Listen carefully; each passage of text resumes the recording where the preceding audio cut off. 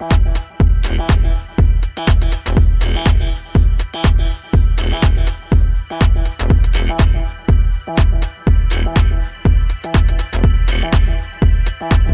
get to it.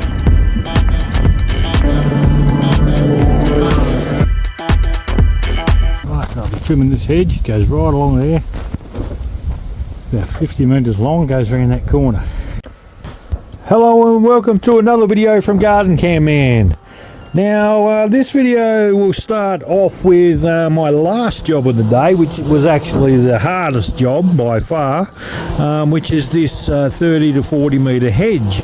Basically it had been let go a bit, so it was my job to take care of our business and bring it back into shape. So as you can see here, I'm doing the usual technique of starting with the sides. I always start with the sides on any hedge, make sure I'm happy with how far back I'm going. It doesn't really matter. Some hedges you can cut back further than others, but generally this is about how far back I like to go. So you can also tell, you know, when I'm looking too stick-like, you need to have some leaves on there, although it doesn't really matter. It all depends on the client and whether or not they're happy with what you're doing. But here I'm just moved the camera to a different location so you can see how much I'm taking off. I'm taking off around 30 to 40 centimetres there. That's just so that so I don't have to do it every week. But yeah, same technique, all hedges. You'll see in another video, I think I explain how I do it, but yeah, I always just work up and down with the hedge, and this is in real time. This hedge takes around 2 hours to do, or probably a bit more with all the cleanup. So yeah, I decided I would speed it up to 10 times the speed, and I work much faster now. And that was John. He had just come home, so I just had a bit of a talk to him, and here's how it's looking.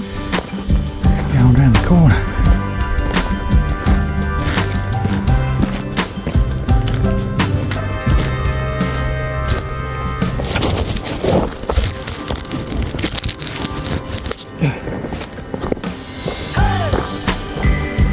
Okay, so I'm back into it. You can see there's a pole. You got to be careful of poles and things. Don't get too close to them, not with a powerful hedge trimmer. Not only does it blunt the blades, it can be quite dangerous. So yeah, just working right around the bottom, just making sure it's all looking level. I normally line up with something at the bottom.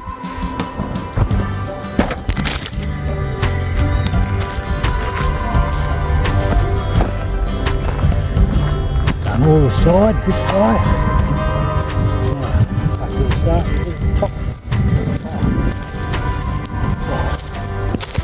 I just move the camera around a fair bit. It's just so I can get a better view of wherever I'm working. But yeah, now I'm on the top. I'll probably go back and forward on the top 3, 4, 5, whatever, however many times it takes to get it level. And if I can't reach the other side, I'll do the other side from the other side. Simple.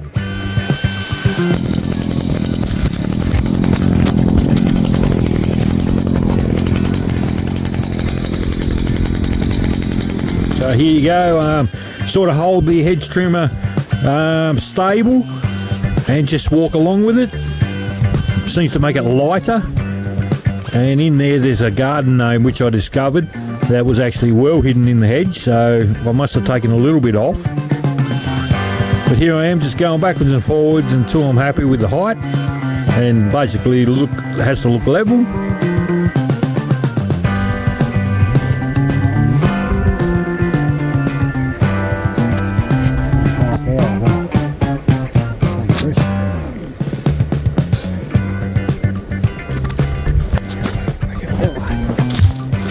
And now just now that I've been right down around the side, I'm just sort of continuing on with the top.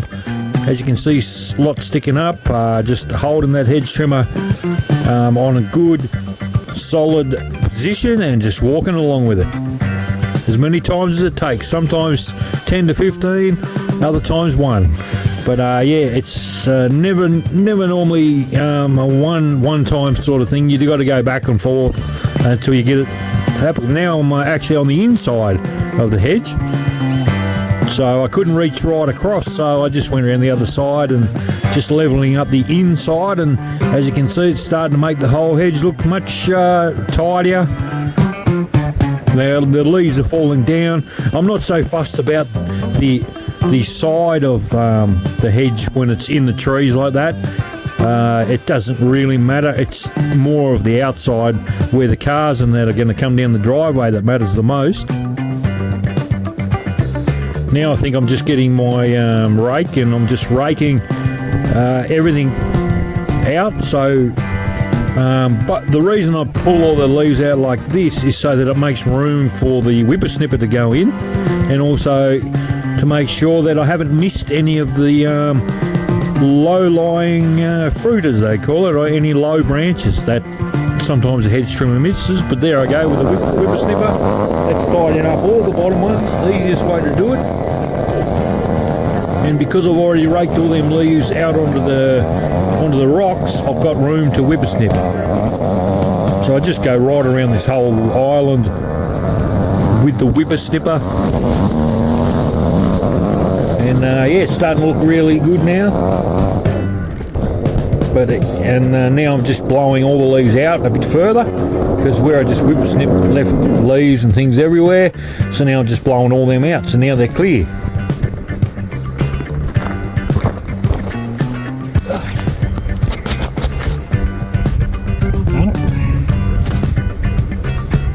All the leaves are sitting there.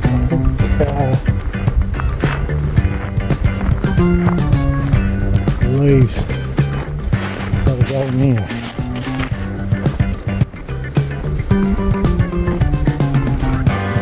So I'll put them all in there. Okay, so I'm just getting out all the buckets I can. I'm going to rake the leaves, put them in the buckets, and then use them as mulch under the trees. That'll keep some weeds down in there. So it's basically free mulch, better than getting pine bark. If you've already got a hedge that's just been done, just put the leaves on top of there.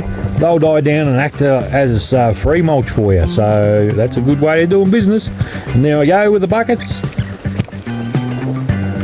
Taking them away, tipping them out.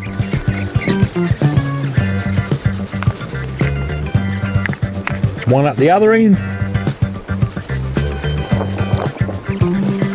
And just finishing off now, I'm going down the hill a bit. It's quite a long hedge, as I already mentioned. And yeah, if only I could work this fast, it'd be great. But yeah, there's a lot of sweat going into all this raking and walking around. And it's a frog. There he is. I can see you, Mr. Frog.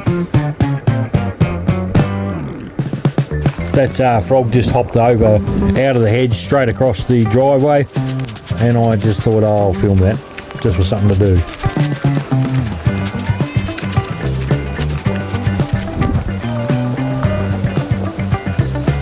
Now I'm just blowing everything out for a final time, all the last of the loose leaves all going back under the hedge, so it's all done. Looking good.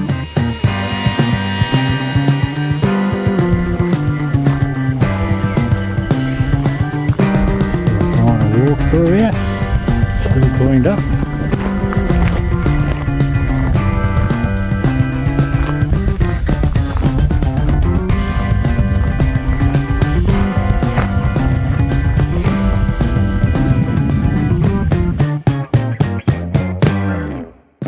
Goes forever. Anyway, got it done. And all the mulch is on there.